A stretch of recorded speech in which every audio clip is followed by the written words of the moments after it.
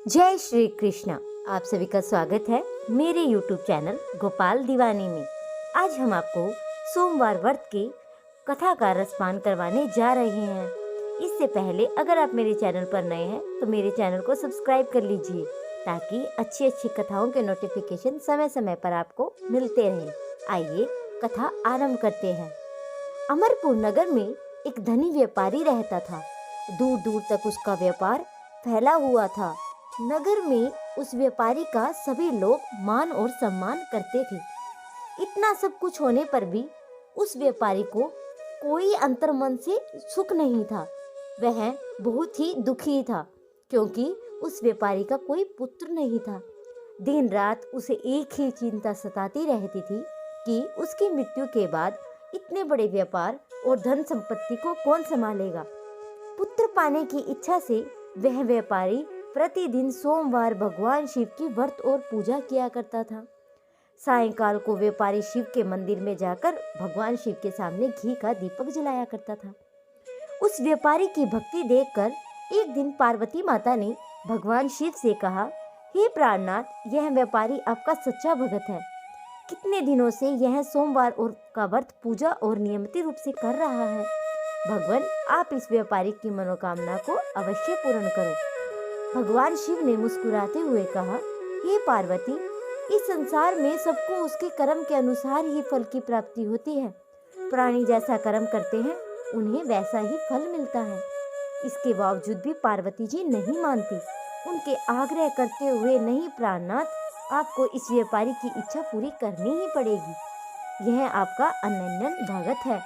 प्रति सोमवार आपका विविध व्रत रखता है और पूजा अर्चना के बाद आपको भोग लगाकर एक समय का भोजन ग्रहण करता है। आपको इसे पुत्र प्राप्ति का वरदान देना ही होगा।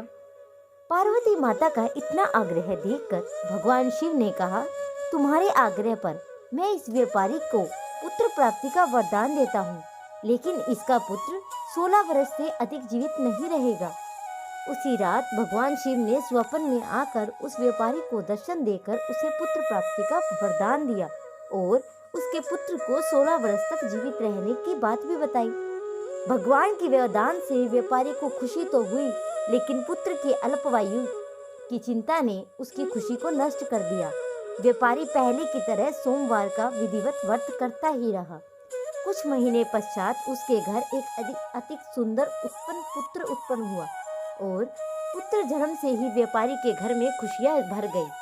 बड़े ही धूमधाम से पुत्र जन्म का समारोह मनाया गया। व्यापारी को पुत्र जन्म की अधिक खुशी नहीं थी क्योंकि उसे पुत्र की अल्पवायु आयु के रहस्य का पता था और यह रहस्य घर में किसी को भी नहीं मालूम था। विद्वान ब्राह्मणों ने उस पुत्र का नाम अमर रखा। जब अमर 12 वर्ष का हुआ तो उसे शिक्षा के लिए वाराणसी भेजने का निश्चय हुआ। व्यापारी ने अमर के मामा दीपचंद को बुलाया और कहा कि अमर को शिक्षा प्राप्ति के लिए वाराणसी छोड़ आओ। अमर अपने मामा के साथ शिक्षा प्राप्त करने के लिए चल दिया।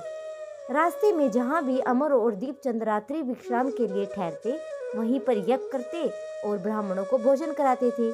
लंबी यात्रा के बाद अमर और दीपचंद एक नगर में पहुँचे।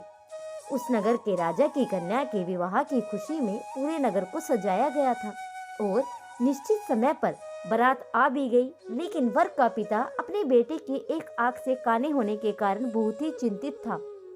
उसे उस बात का भय सता रहा था कि राजा को इस बात का पता चलने पर कहीं विवाह से इनकार न कर दे और इससे उनकी बदनामी होगी।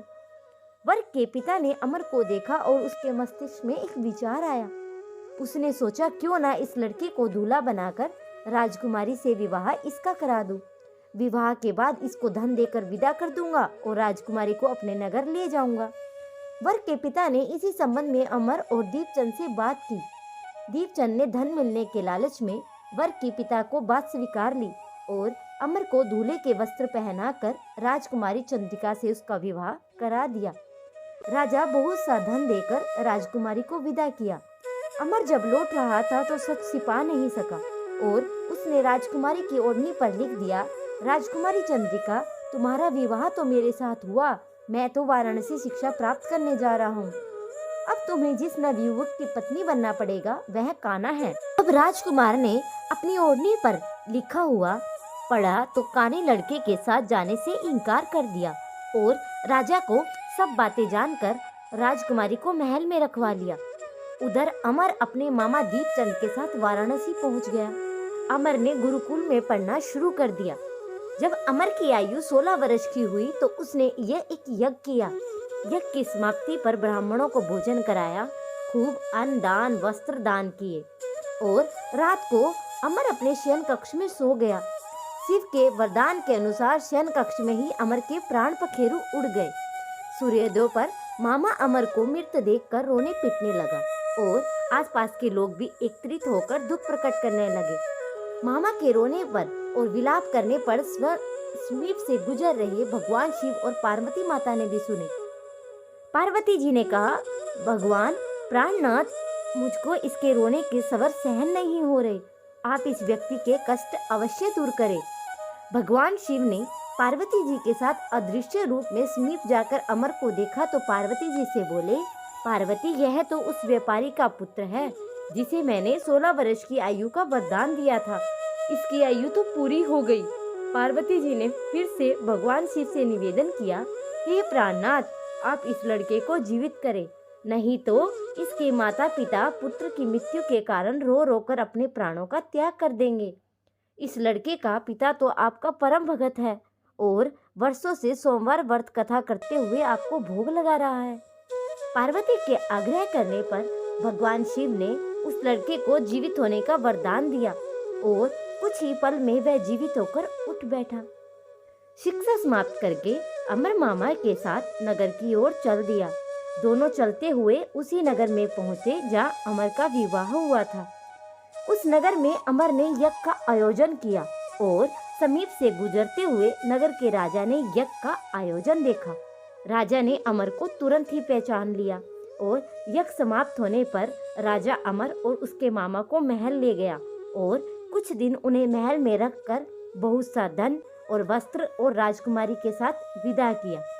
रास्ते में सुरक्षा के लिए राजा ने बहुत से सैनिकों को साथ भेजा और दीपचंद ने नगर में पहुंचते ही एक दूत को घर भेजकर उनके आगमन की सूचना भेजी। अपने बेटे अमर के जीवित वापस लौटने की सूचना से व्यापारी बहुत प्रसन्न हुआ। व्यापारी ने अपनी पत्नी के साथ स्वयं को एक कमरे में बंद रखा था। भूखे प्यासे रहकर व्यापारी और उसकी पत्नी बेटे की प्रतीक्षा कर रहे थे और उन्होंने प्रतिज्ञा कर रखी थी कि यदि अपने बेटे की मृत्यु का समाचार मिला तो दोनों प्राण त्याग देंगे। व्यापारी अपनी पत्नी और मित्रों के साथ नगर के द्वार पर पहुंचा और अपने बेटे का विवाह समाचार सुनकर पुत्रवधू राजकुमारी चंद्रिका को देखकर उसकी खुशी का ठिकाना न रहा और उसी रात भगवान शिव ने व्यापारी को स्वप्न में आकर कहा, हे श्रेष्ठी, मैंने तेरे सोमवार के व्रत करने तथा व्रत कथा सुनने से प्रसन्न होकर तेरे पुत्र को लंबी आयु वरदान की है।